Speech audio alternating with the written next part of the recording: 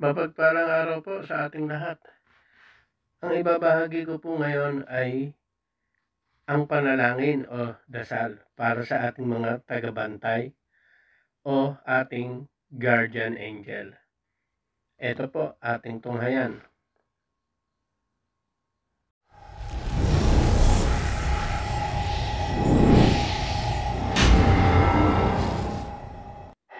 Pero kung bago pa lamang po kayo sa aking munting channel, ay inaanyayahan ko kayong mag-subscribe upang patuloy tayong magbahagi ng iba't ibang mga orasyon tungkol sa iba't ibang mutya ng kalikasan at iba't ibang mga ritual. Maraming salamat po. Halina't ating tunghayan sa akin pong screen ang panalangin at pagbati sa ating mga guardian angel.